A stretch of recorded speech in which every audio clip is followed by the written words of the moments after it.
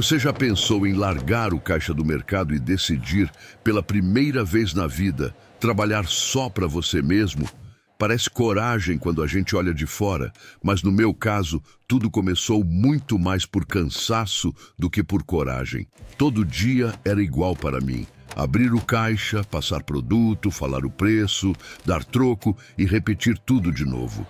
O problema não era só o trabalho em si, mas a sensação de que a minha vida inteira tinha parado no mesmo lugar.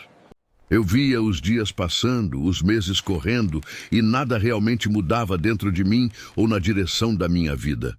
O salário entrava na conta, pagava as contas básicas do mês e depois sumia como se nem tivesse existido. E no fim de cada mês, sobrava sempre a mesma pergunta martelando na minha cabeça. Até quando eu vou viver assim? Eu não odiava o trabalho no caixa, mas odiava a ideia de envelhecer sem ao menos tentar viver algo diferente. Um dia, no meio daquela fila enorme, eu olhei para o leitor de código de barras e simplesmente travei. Naquele segundo, eu senti uma coisa muito estranha.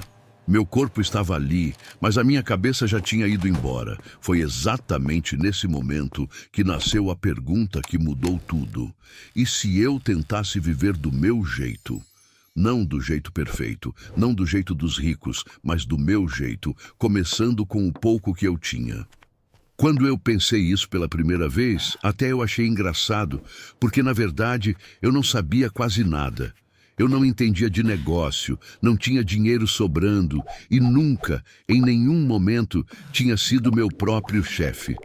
Mas havia uma verdade impossível de ignorar. Continuar vivendo no automático também estava me custando muito caro. E não só em dinheiro, mas em ânimo, em esperança e na coragem de voltar a acreditar em mim. Então eu comecei a observar a minha própria vida como se eu fosse um cliente olhando uma prateleira inteira. O que eu sabia fazer de verdade, o que as pessoas precisavam. Pensei em vender comida, pensei em revender roupas, pensei em fazer entregas, pensei em tudo ao mesmo tempo. E quanto mais eu pensava em possibilidades, mais eu percebia que o medo queria me convencer a nem tentar. Porque o medo é assim mesmo, ele prefere te ver parado num lugar ruim do que arriscando num lugar novo. Só que eu já estava cansado demais para continuar fingindo todos os dias que estava tudo bem comigo. Então, eu tomei uma decisão simples. Eu não precisava começar grande. Eu precisava começar de forma real. Em vez de sonhar com uma empresa enorme logo de cara, eu pensei no que dava para fazer naquela semana. Percebi que muita gente ao meu redor precisava de produtos úteis, baratos e fáceis de comprar no dia a dia. E foi aí que eu tive a minha primeira ideia possível. Começar revendendo coisas simples para pessoas próximas. Nada sofisticado, nada bonito para impressionar ninguém. Só algo útil, honesto e realmente ao meu alcance. Tirei foto, mandei mensagem, falei com conhecidos e ofereci sem esconder que eu estava começando pequeno. Quer dizer, sem vergonha não, porque a verdade é que eu estava morrendo de vergonha por dentro. Porque quando você começa algo seu, parece que todo mundo vai te julgar antes mesmo de dar certo. Algumas pessoas ignoraram, outras visualizaram e outras responderam com aquele silêncio que dói mais que crítica. E naquele momento eu quase apaguei tudo e aceitei de cabeça baixa que talvez eu não fosse feito para isso.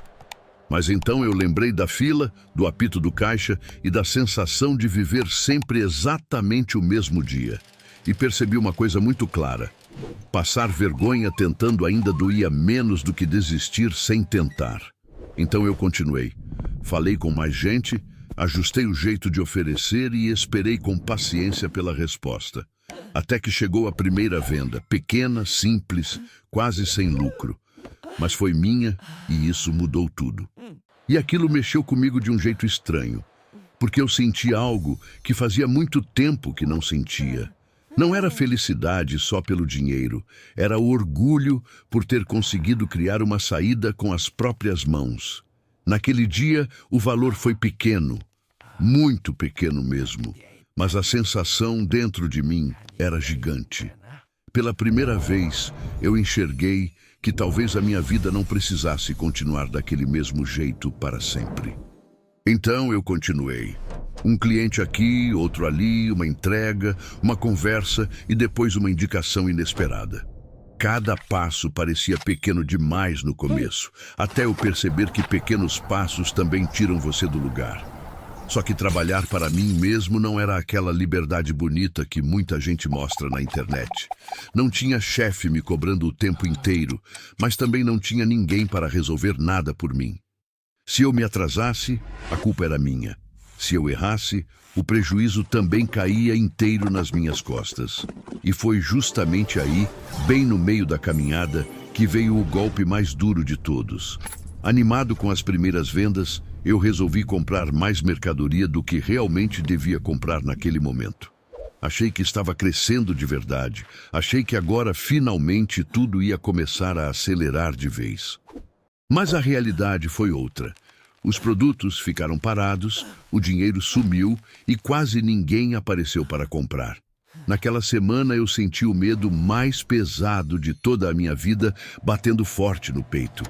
Porque pela primeira vez, não era só cansaço, era a sensação de ter colocado meu futuro em risco. Sem salário fixo, sem garantia, sem segurança nenhuma, era só eu, meus erros e a conta chegando. Naquela noite, eu pensei seriamente em voltar correndo para o caixa e esquecer de vez esse sonho. E talvez essa tenha sido a parte mais difícil de todas. Descobrir que empreender também machuca muito. Trabalhar para si mesmo não elimina o medo, só muda o tipo de medo que passa a te acompanhar. Antes eu tinha medo de nunca mudar de vida. Agora eu tinha medo de falhar, tentando mudar. Fiquei em silêncio por um tempo, olhando para tudo o que tinha dado errado na minha frente. E no meio daquela bagunça inteira, eu percebi uma lição que ninguém tinha me contado no começo.